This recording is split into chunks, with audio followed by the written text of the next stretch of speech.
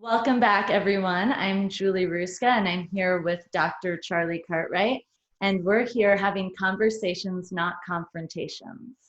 And when we last had our podcast, I asked Dr. Charlie the question, if Martin Luther King Jr. were here today, how would he feel about what's happening in our world?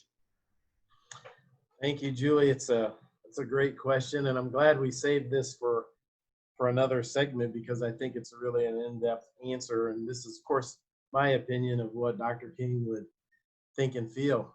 I think for sure he would be proud of the strides that we've taken in this country.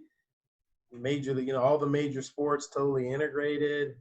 There are many Black athletes that are heroes to children of all races. Hollywood, the same thing. It's a huge win. We've had a Black president. Yes. I think that would go beyond his wildest dreams in this lifetime, and so I think he'd be really, really proud of those things. On the other side, I think he would be equally disappointed in the lack of progress in the Black community overall, from a socioeconomic standpoint, from a cultural standpoint. And I think he would be equally disappointed because the opportunities are here now and they've been fought for. People have died, people have suffered for these opportunities. And now we have a percentage of the Black community that are not taking advantage of those things. And so I remember, Julie, going through first responder training some years ago, and I was working at FedEx at the time. And it was a Saturday training. So I was already had worked my 50, 60 hours Monday through Friday, and I was not happy that I had to come in on a Saturday for this first responder training. However, I'm one of these people that if I'm going to spend time doing something, I'm going to get the most out of it. Mm-hmm. I'll never forget the first thing the instructor said when he walked in the room. So rule number one, do not become part of the problem, right? Mm-hmm. Rule number one. So if you come up on an accident scene and there's 2 people down, or 3 people down, and you want to rush in and help, you've got to evaluate the situation to make sure that what got them doesn't get you. Because if there's 3 people down and you rush in and let's say they're all electrocuted, boom, you get electrocuted too, boom, you're down. Now there's 4 people down. You become a part of the problem. Matter of fact, you made the problem bigger. So from the standpoint of our community, we have to make sure that we're not a part of the problem. And so, yes, there's police officers that have done things they shouldn't do, and they're being held accountable. And as it comes to light, they're being held accountable. But how about the violence that goes on Black crime? Mm-hmm. It's not being dealt with within the communities. People know there's a drug dealer living across the street. They know there's a drug dealer living next door, but they're not going to say anything because the culture is I don't report that to the police. Therefore, those people are allowed to run rampant within the community and destroy it from within. That has to change. So I think that Dr. King would look at both of those things and say, hey, here's some great things, but as a people, the majority, we're lagging behind. And really, with the way the world's going and technology, we're further behind than we were in 1964 because we're losing ground in this technological global environment, global marketplace. There's so much opportunity. However, you have to take advantage of the opportunity and gain the knowledge and the skill set to take advantage of those opportunities. Because one of my favorite follows is Gary Vaynerchuk, and his message to African Americans is, hey, yes, there's racism and discrimination all these years. Very true. He said, however, the internet has won. He said the internet is not a 65-year-old white man. So if you've got the skills and you're smart enough, you can get your product and you can sell it all over the world and no one will stop you. But you have to get after it and you have to develop the skill set, build your market, build your brand, build your product. And what would you say to the person that feels that's not possible? Like they're growing up across from the drug dealer, or maybe the drug dealer is their father. Makes it a lot more difficult. However, nothing is impossible, right? The word itself says, I am possible. That's from Audrey Hepburn said that. So, but it is more challenging, there's no doubt about it. And we all come up in different circumstances, and some are rich, some are poor, but we come up in disadvantaged circumstances. We're born into it. But whether we die that way, that's up to us. In between. Absolutely. And that's not really a race issue. No, that's an effort issue. That's a want to issue. And again, there's difficulty, no doubt about it. But if you have the want to and have the effort, put in the work and continually strive, you'll get there. Right? Your activity has to match and path with your goal, right? Mm-hmm. What are the things you're doing every day? And there's mentors out there, black, white, and everything in between that you can find. Go to your library and you can get them on the internet for free. YouTube, right? You want to learn how Warren Buffett built his billion-dollar industry, go on YouTube and listen to everything that he's ever said, right? It's on there for free. So there's so many avenues to gain that knowledge, but we have to take advantage of it. Right. And stop using where you're born as your excuse or the color of your skin. And I know that I could get a lot of flack for saying that, right? But it's not just, it's anyone. I would say the same thing to someone who is growing up as a poor white person in a trailer park that doesn't have access or feel like they can't surpass where they're born, their birthright. And it's the same thing. It's up to you, regardless of where you're born. Yes, sometimes it's harder. Yes, sometimes you have more things to overcome, but that perseverance and that resilience will actually take you further than a person it was just handed to. 100%, 100%. I know, I always love those opportunities that I have, whether it's on the stage or in a real business environment where I get to compete on a level playing field. Because I look across at whoever I'm competing against, and in my mind, there's no way that they've went through everything I've gone through to get to this spot. You know, I'm more resilient, I'm more battle tested, I'm more educated, I'm more experienced, I've been challenged, I'm ready.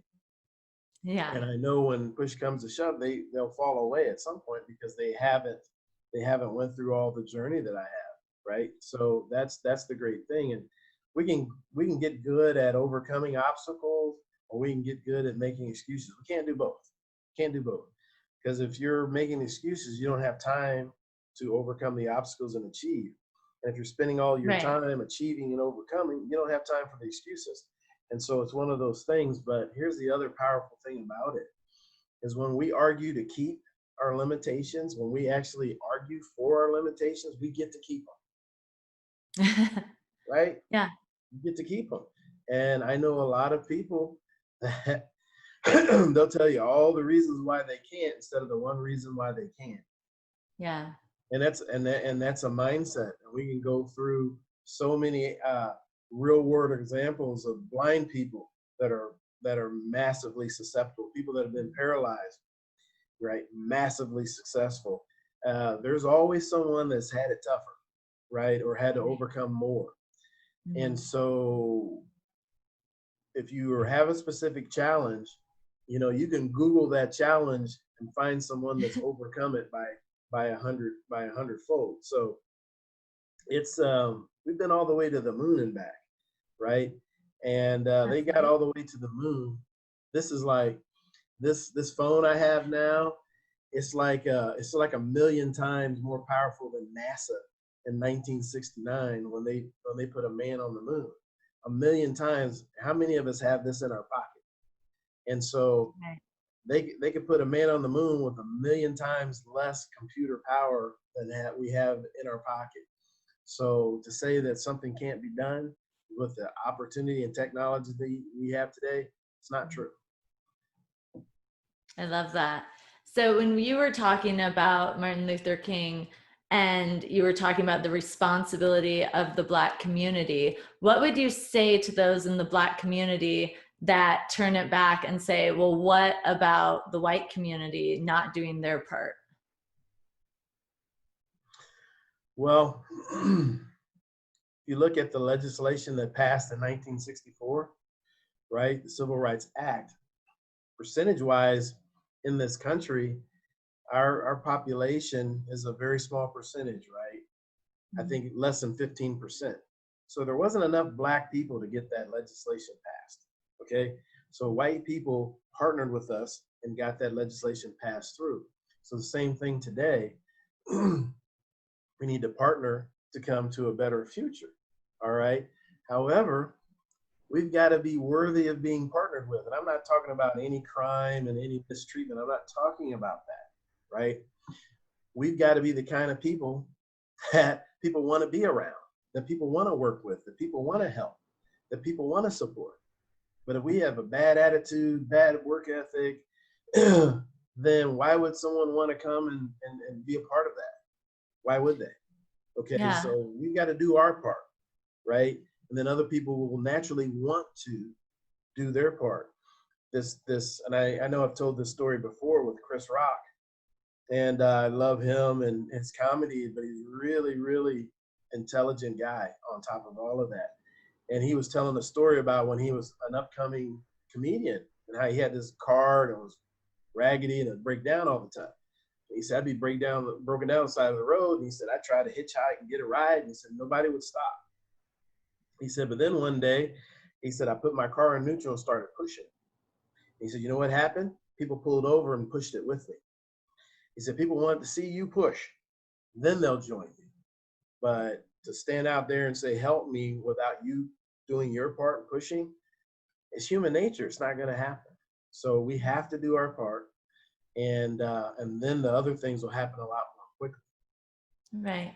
I think of what is happening in our society a lot of times when we start to feel separation is that we're looking at extremists, and we're looking at extremists on both sides, the white extremists, the white supremacist people, and then the people in the Black community that are looting, rioting, and whatnot. And we forget that there's this whole group in the middle that are really good, amazing people that want to work together and want to love on each other and want to support each other.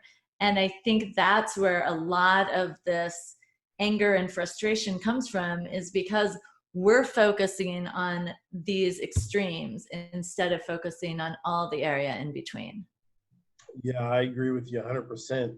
We're looking at about 5% of the people that cause 95% of the problem.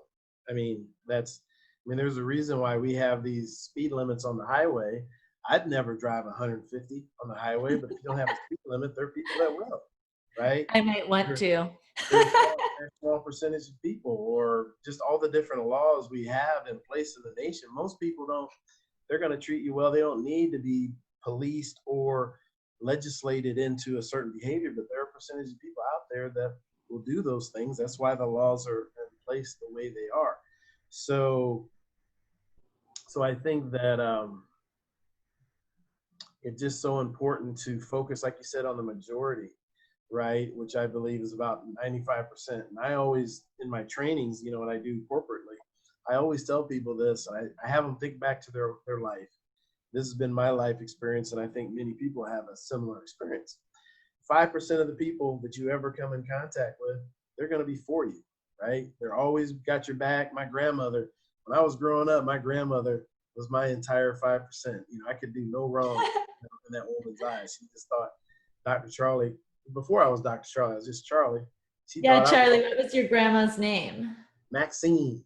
Maxine. I love it. My grandpa called her Mac. And she just loved her some Dr. Charlie, right? But she had a vision for me, right? And I feel a huge responsibility to fulfill that vision that she had for me. And for sure. And so then you've got another 5% of the people, they're always going to be against you. Doesn't matter what you do, say, you can hand them money every day. As soon as you walk away, they're going to be chirping. But that 90% that's in play, they haven't made up their minds yet. They're going to make up their mind based on how you treat them. So we have a 95% chance of opportunity, right, to be successful, and that's great. And the other 5%, we have to deal with that. But I think that 5% gets the 90% just to throw their hands up and say, oh, it's too much, it's not worth it. But the reality is we have the numbers, we have the majority. We just need to come together for the common good. But that 5% is always going to be there, and we just have to understand that's a part of life, but to not let that discourage us or dissuade us from doing the right thing. That's really, really some valid points there. I was just thinking about Dr. King, and my thought about that is like, in the absence of a 2020 Dr. King, and I know there are amazing leaders out there, but without that kind of visionary, what can we do to carry on Dr. King's legacy? I think every day that we're alive, that we have a responsibility to be at our best and do our best and create the type of a world where people feel open to have conversations, right? And come together and listen and learn from one another. And we focus on one race, and that's the human race. Absolutely. And that's what will heal this. And once we really understand that we're all in this together, Yes. you know, there's one group suffering, we all suffer to a certain degree. And so why not bring everyone up into the same stratosphere to where, hey, we're treated as equals, and now it's up to each individual how they want to navigate their life as far as their opportunity for success, personally, professionally, and everything in between. So that, I think that is so important for us to understand. And frankly, we need leaders to step up. That there's so many great leaders out there that are kind of in the background. We need them to come up and be seen and counted, because we need them. And I'm not talking about our politicians. I'm talking about money. That's a whole nother issue. Right. I'm not talking about our politicians at all, because I think one thing that is been proven is that we can't depend on the White House or the Senate or to fix everything that's going on within our nation. That's my house, that's your house, that's everyone else's house, right? Yeah. The White House can support that, not vice versa. So to just cede all that responsibility to politicians, it's not the case. So we need people running households, running companies, running teams, to step up and be seen and heard and lead within their scope, right? Within their scope of influence. And if we have everyone leading positively in their scope of influence, now that all adds up to something special. Yeah, that's really beautiful. And I feel like that is a great place to kind of wrap things up. So we started with this vision of Dr. King and how he might feel. Of course, we can't channel him as much as we wish we could, but how he might feel about the current circumstances. If you could leave us with a thought, like a takeaway from this, what would you say to a person watching this right now about what they can do, an action step, or how they can begin right after listening to bridge these gaps and begin to heal our nation? That's a great question, Julie. So I would say, I'll quote Dr. King and then I'll cite a study. So Dr. King said the only force powerful enough to make a friend out of an enemy is love. There's a study out of the University of North Carolina, and they studied the impact that love has on human beings. And you know what they found? Love impacts love impacts everything people think, feel, do, and become. So if we want to impact how other people think, how they feel, what they do, and how they become, we need to love them. I love that. And I love North Carolina as my home state now. So that's awesome. I wasn't aware of that study, but now I want to read more about it. And I agree with you 100%. You know, Dr. King does talk about that. Hate cannot drive out hate. Darkness cannot drive out darkness. Only love can do that. 100%. Well, thank you again for being open to these conversations, not confrontations, so we can do our part to share our love and our light with the world. I love it, Julie. Thanks for joining me as well, and also want to encourage other people to have these same conversations. Hashtag conversations, not confrontations. Thank you so much.